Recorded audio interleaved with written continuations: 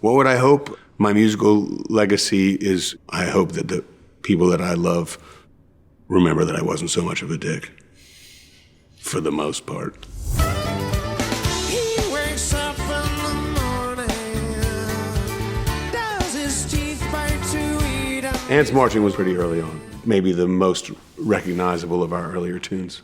I met a lot of the guys when I was bartending, so I met Carter, I think, probably at the bar where I was working, Miller's. Probably became friendly with Leroy there. He played there quite a bit, straight ahead jazz stuff. And I think I knew Stefan from that period too. And I wrote 4 songs, and we decided we'd get together, and the idea was maybe we'd make some recordings or something, but because we only had a limited repertoire, we exploited the guys who could play jazz. There was a lot more improvisation when you only had a few songs, so we slowly added more and more to that, and songs like Ants Marching. By the time we went into the studio, I guess we'd probably been playing together for about 3 years or so, and we had quite a big audience, and whether or not what we were doing was in style, there was an eagerness for us to get into the studio, but we didn't know who to go in with, because a lot of producers, at that time would be like, this is how this is how you make a rock record, or this is how you make a pop record. But we were like, well, we already have something that's dragging all these people out to come and see. We have this energy that's really different. So I think one of the reasons we chose Steve Lillywhite for those early sessions was when he spoke to us about recording us, he said, I don't want to change anything. He said, I just want to get what you do on stage. He was genuine about it, and he had this humility about the way he said that, is that he didn't know how he was going to do it. But he said he knew that it had to be possible because there's microphones and there's tapes. And so what we ended up doing was really just playing more and more and more. And it really was his idea. It was like once you had an arrangement that you were going to put down, he just said, just keep playing it. And we really did until it started getting worse. And then that was sort of the one he said, that would be the take. We started Ants Marching with just a straight snare hit. And he just remembers hearing this, I think it was like 20 snare hits. He was like, this is insane. And he said, whatever happens next, it better be good because this is pissing me off.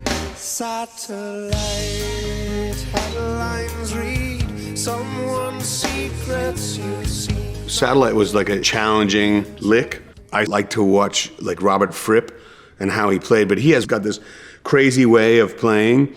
It's like this thing, his hands are all spread out and he gets all this coverage, which is unnecessary if your guitar's tuned to, like traditionally. It made me like just mess around with that feeling of being spread out. And then also another friend of mine had said, why do rock bands always do everything in A and E and C? Why don't they ever do anything like in A flat or E flat? And I was like, well, because all the chords are down there, And so that made me think, well, if I'm doing this weird spread out thing, I can find a pattern that works that looks kind of like Robert Fripp, but is unnecessary, and is A flat,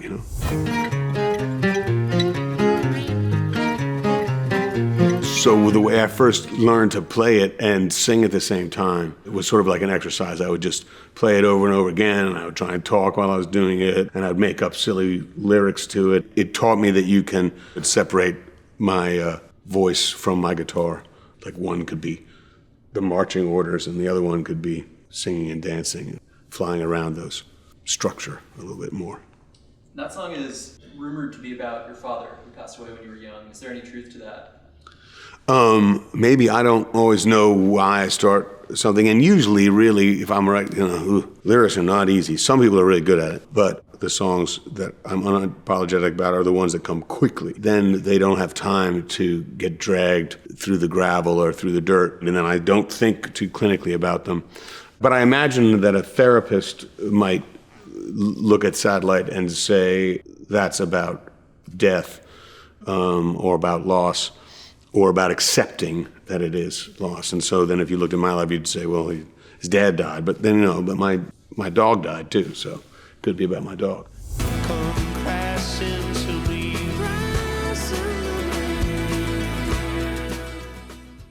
Crash is odd because it was a love song, and I've dribbled on about what it was about, but it was very much at the beginning of the partnership I'm still in.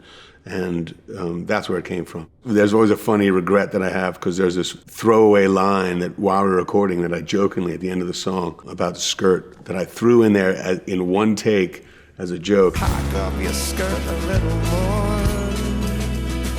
Show your world to me.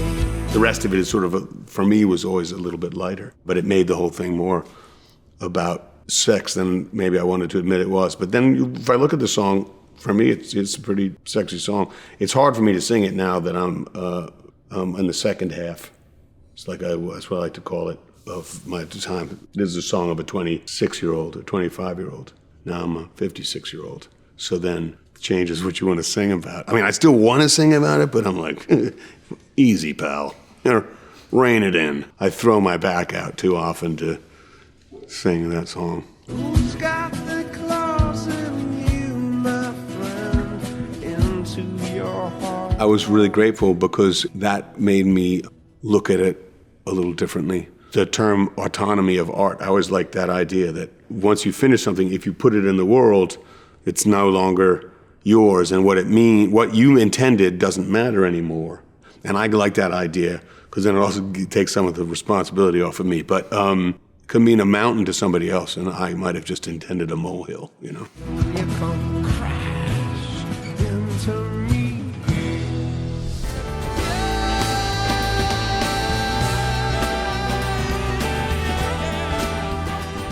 I have no idea what number it was. It could have been 41, and that's a nice way to think about it. But I also think that I had no idea what the fuck I was talking about. Because I've had people talk to me about that song and how much it means to them, and I'm like, well, maybe you can sit down and explain it all to me. There's some good lines in that, and it's definitely got some stuff to it. And I like playing that song, but also because I don't know what the hell whoever wrote it is talking about. So I can't talk to you about the lyrics too much. It's, there's some loneliness in there. There's some loss, some where have all the good times gone kind of feel to it, a little bit of that too. But I don't know, it seems pretty obtuse to me. What is it about? A goat or World War III? I don't know which one, but it's clearly about one of the two.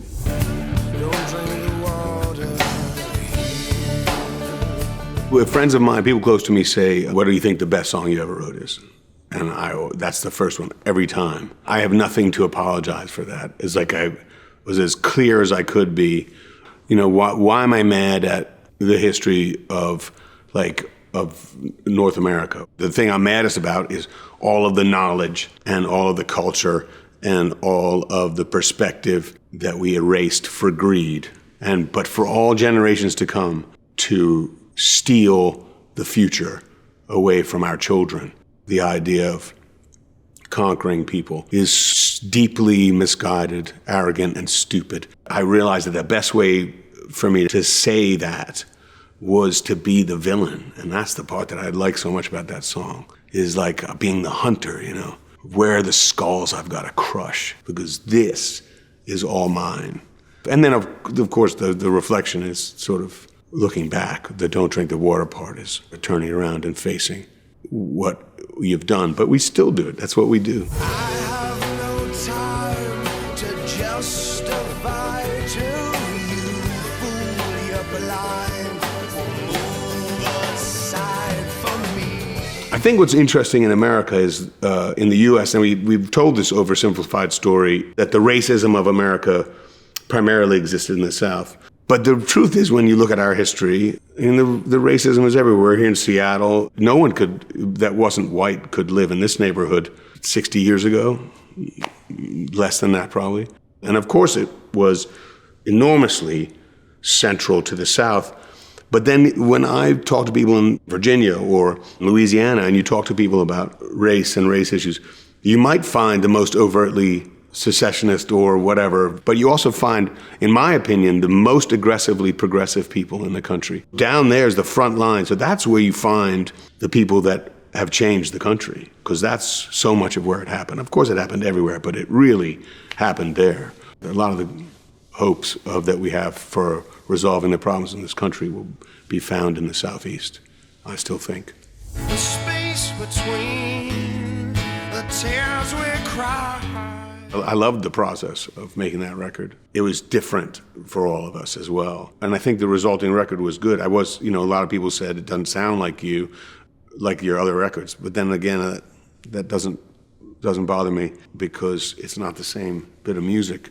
Then once we started playing a lot of those songs live, I remember talking to Glenn about it because he came to a show. And after hearing how we played the songs, after we've been playing them for a year, him saying, man, I wish we could go back in and make that record again. Something changes, when something sort of gets sewn into your being a little bit. I think it's an incredibly beautiful record, and I like that it sounds different, and it deserves to sound different. Every day, paying no mind to taunts or advances. That song is unintentionally had a really beautiful resonance when it first, after 9/11, that was a different thing, and people were looking at that in a different way. I can remember going into New York like a week after 9/11. I remember a plane flew over the city where we were all standing outside smoking cigarettes. Everyone stopped. It's like all the truckers and everyone was just standing and looking up because no one. It was the first planes that had flown over the city. It was such a creepy, weird, desperate, sad time. I will say that on that record that there was a song we still play it. I love that song called When the World Ends. When the World Ends was supposed to be released as a single, but they wouldn't let it because it described sort of this crumbling city, and then it was sort of banned from the radio, which was funny because, if I was going to have a song banned, it's funny that it was a cheesy love song, but I don't mind the irony. Go stumbling through a memory, staring out onto Gray Street. That song seems uplifting, but it's just, the noise of the traffic. It's noisy and boisterous, but it's about somebody who lives, who's alone. That's even more so now when you look at how lonely people are when we're all so connected. And it's kind of fun to look in a traffic jam, to look at all these different cars or all these different windows where novels of stories are happening in every single one of those, or in every house, and that happens 8 billion times over.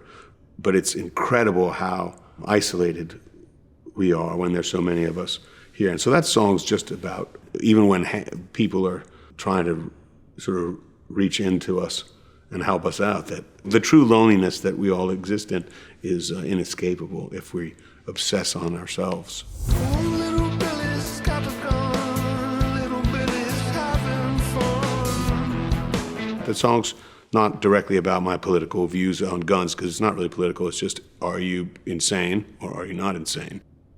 I have a lot of friends who have guns and love their guns. I don't have a gun. I never had a gun. I had a pellet gun, I think, a BB gun. But that song is just about my reaction to how insane the news is.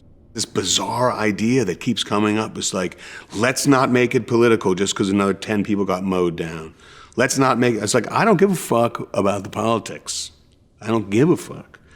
I'm just saying, I don't want people to get shot for going to school, or for going to the office, or for going to university, or for going to the mall. And so the song is simply that. It's like, I'm just afraid. I'm afraid. I'm not trying to choose sides here. But it seems like if we make those issues like guns, political issues, that's a really good way to not deal with real issues. Someday we're all gonna leave here, maybe sooner than we wanted. I think Something to Tell My Baby is self-explanatory. I'm really grateful. Came quick. It was a fast song. Boom. This is what it is. And if you listen to that song, I think what it is clear about death and about family. What would I hope?